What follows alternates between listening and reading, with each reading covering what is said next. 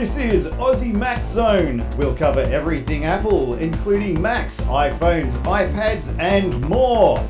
All this from an Aussie perspective. Sit back, relax, insert yourself into the zone.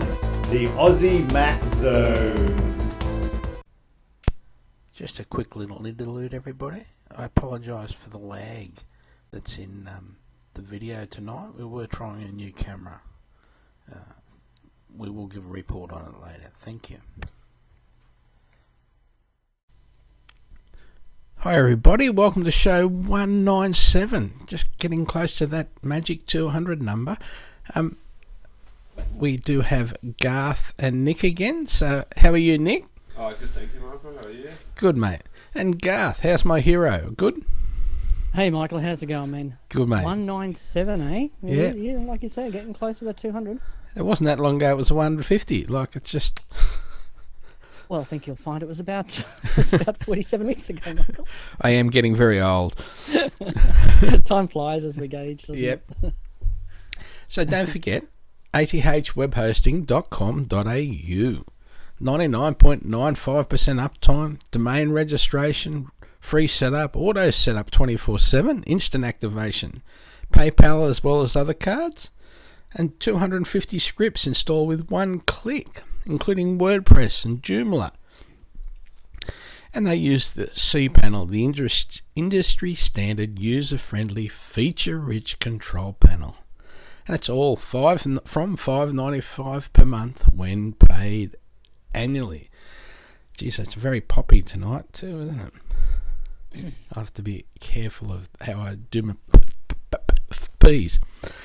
Have to buy my P's and Q's. No picking potatoes from Paris.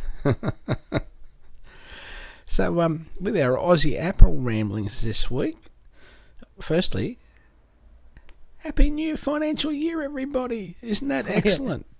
Gee, I'm so excited. Thanks for that, Michael. You know what that means, don't you? It means it's nearly tax time. That means you can buy something because you earn so much that you'd get big rebate, right? Wouldn't you? Yeah. I know, you might be mistaking me for, I don't know, someone I don't even know. So, how the iPhone was born. Inside stories of missteps and triumphs. So, on the iPhone's 10th birthday, former Apple executives Scott Forstall, Tony Fadell and Greg Christie recount the arduous process of turning Steve Jobs' vision into one of the best-selling products ever made. Now, I've got to say, as an Apple fanboy, I love this little 10-minute video, thanks to the Wall Street Journal, and I call it 10 minutes of awesome because I loved it. It was great. Yeah.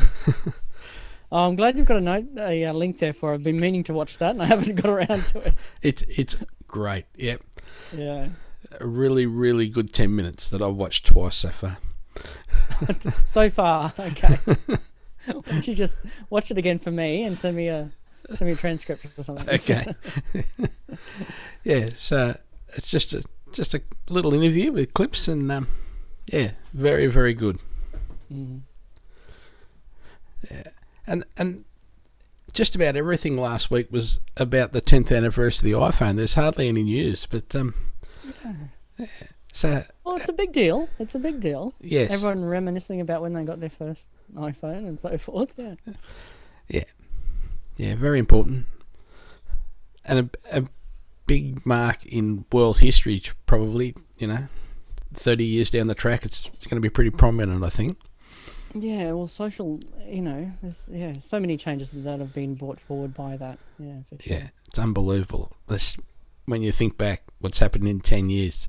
Mm. So, carrying on that, but Apple marketing lead Greg Joswiak talks ARKit in a new interview. Mac Rumors reports Apple's Vice President of Product Marketing, Greg Joswiak, this week sat down for an interview with The Australian. Excellent. Where he spoke about the company's augmented reality efforts, including ARKit, and the response it's gotten from developers so far. Now, the enthusiasm about ARKit has been unbelievable, says Joswiak, who went on to describe some of the things developers have built so far, including virtual tape measures that can accurately measure real-world objects. It's absolutely incredible what people are doing in so little time, he said. Joswiak declined to speak about Apple's future AR plans, but said the company is going to start at zero with the iPhone and the iPad. Now, Apple was not talking about any plan to build AR glasses or a headset, but would instead promote its use on the iPhone and iPad, he said. I think there is a gigantic runway that we have here with the iPhone and the iPad, and the fact we have 1 billion devices already out there, there is quite an opportunity for developers. And who knows the kinds of things coming down the road. But whatever those things are, we're going to start at zero. And I just, there are so many possibilities. You mentioned tape measures. Yep. And just suddenly thought, hey, imagine walking into a kitchen as a cabinet maker, videoing around for a bit, and you could have some sort of level of assurance in terms of, okay, you need to take a few more shots, go over a few more different angles. Yeah. And it just puts together a 3D model of the kitchen benchtop for these benchtops that need to be, precision made for the particular space. And the difficulty in getting those things measured correctly at times. There's just so many possibilities with the AR kit that's in there. Yeah, and another challenge regarding the AR kit thing was the first episode of Planet of the Apps. Yes, yeah. Had this guy come in and talk about he designed an AR app, and unfortunately it's already been Sherlocked, as we say. Yeah. But there's possibilities are endless. But IKEA's already said they're going to use their own staff to make apps, and just what'll happen. Yeah. Again, you think 1 year down the track, amazing. Yeah, that's right. It's another set of tools in the toolbox, Yeah. for developers to actually make stuff that, makes a difference for people, basically. Yeah. It changes the way we do whatever it is, whether it be workplace or socialize or whatever, yeah. Yeah, yep. It's just astounding. So there was another interesting video about the original iPhone. The Computer History Museum historian John Markoff moderated a discussion with former iPhone team members Hugo Fenez, Nitin Ganatra, and Scott Hers, and then was followed by a conversation with Scott Forstall. So I've got a link to the YouTube one. The reason I chose the YouTube one is it's a bit louder than the original Computer History Museum one. But again, that's I haven't watched all of that one because that's a 2-hour video. But yeah, I'm getting through it, and just all the little things that you pick up. Yeah. I mean, fantastic guy to have an interview with.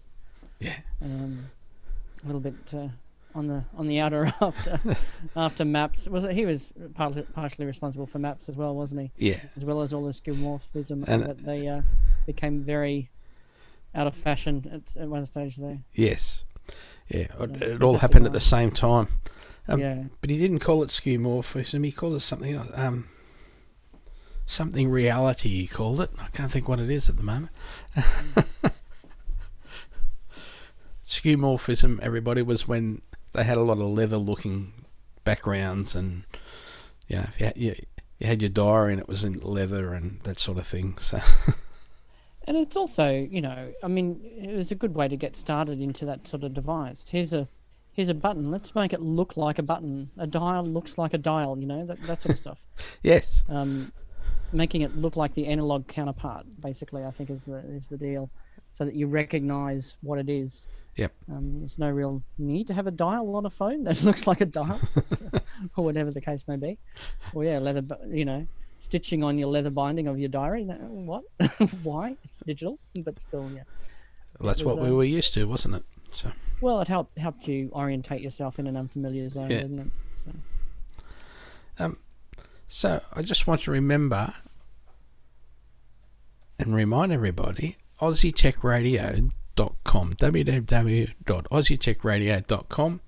Lots of little Aussie podcasts there you can listen to non-stop, including our friends at the Aussie Tech Security Podcast and the award-winning Aussie Tech Heads Podcast, people. Award-winning. Best Australian Tech, voted by the listeners, Best Australian Tech Podcast. So, yes. Don't forget those beautiful shows. Now, what else have I got? Like I said, without me for a minute there wasn't stacks again, but so part of iOS 11. So removal of the 3D touch app switching gesture in iOS 11 confirmed as an intentional change. So whilst iOS 11 includes a lot of new stuff to enjoy, there are also a few features that have been left behind. One such example is a lesser-known 3D touch gesture that enabled faster access to the iPhone app switcher and a quick shortcut to move back to the previous app. Both of these elements are no longer present in iOS 11. And a bug report confirms that this was an intentional removal. Now, the feature I'm referring to is on iOS 10 device with 3D touch, so the 6S or the 7. Press deeply at the left edge of the screen to open the app switcher. And instead of lifting immediately, drag across to seamlessly switch from the current app to the previous one. And this is much faster than double tapping the home button and then dragging open app cards. But this will simply stop working when users upgrade to iOS 11.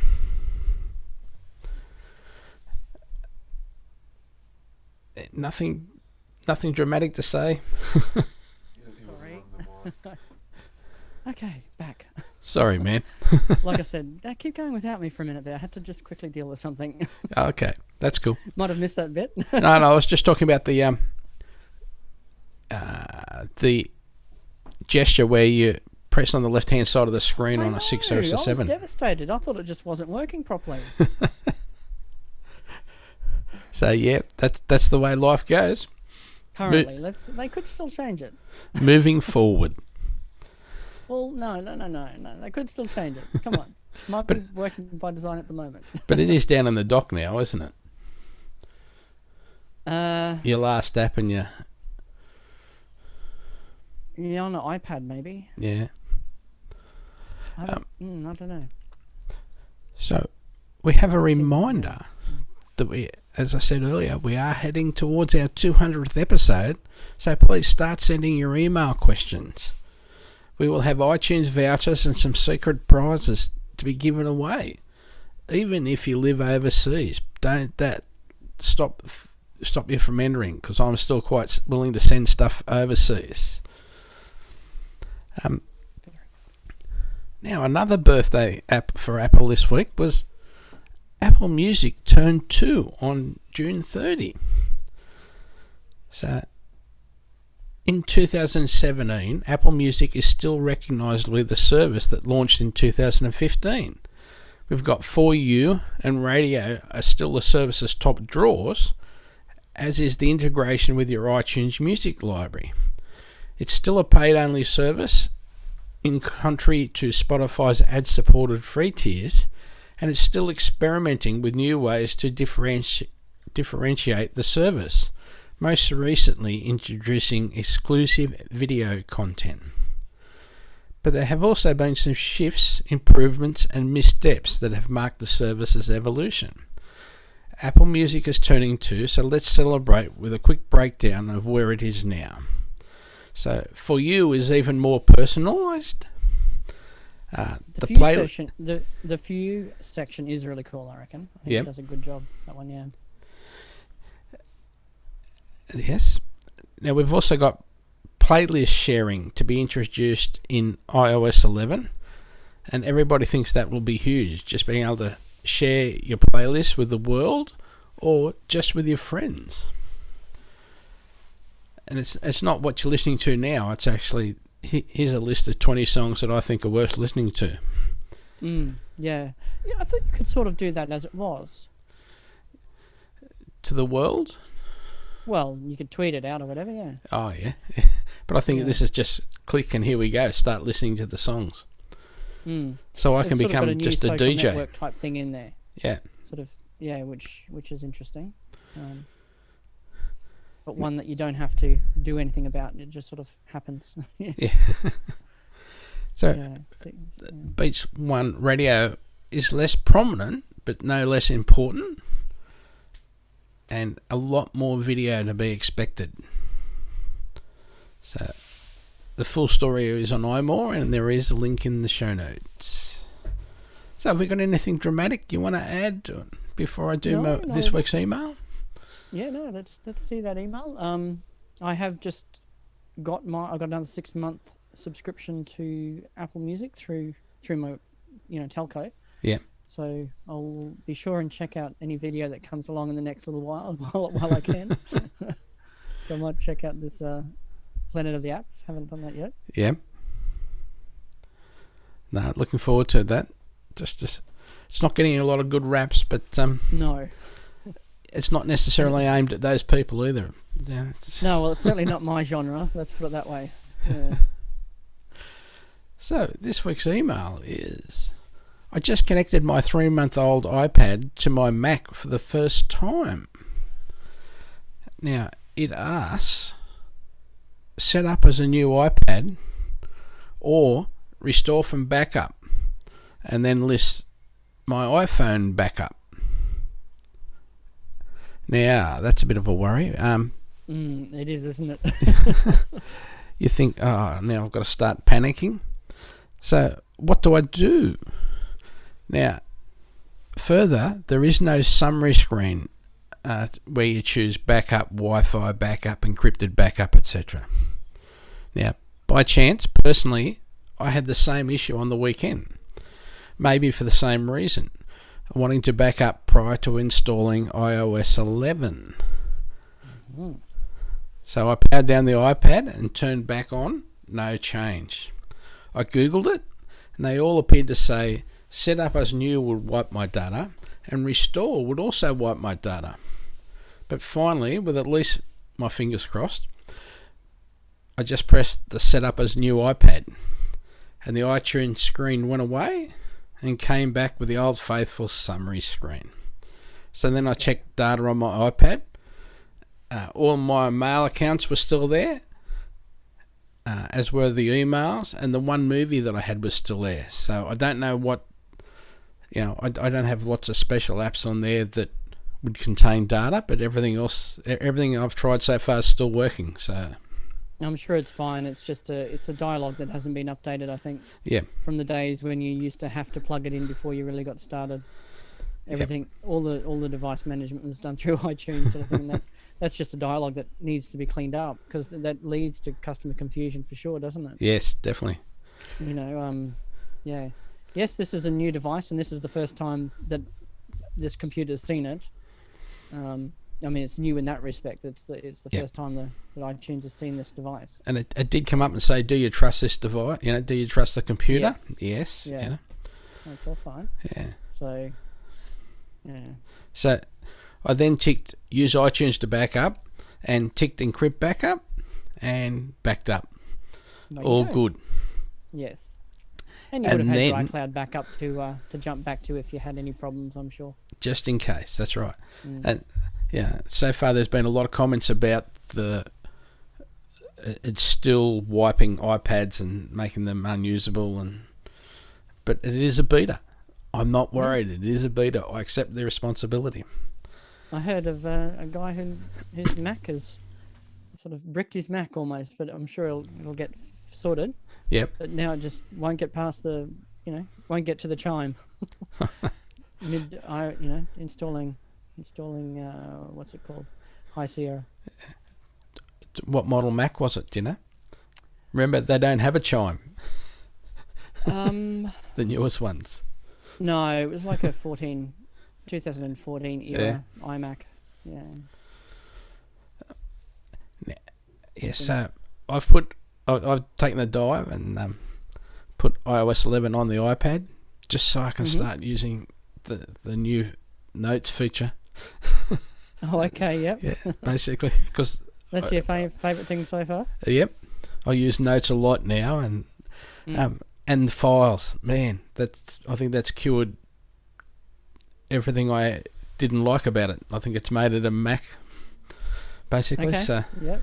being able to put a green tag on the end of a job that I've completed. So I think I'll be right now. Okay.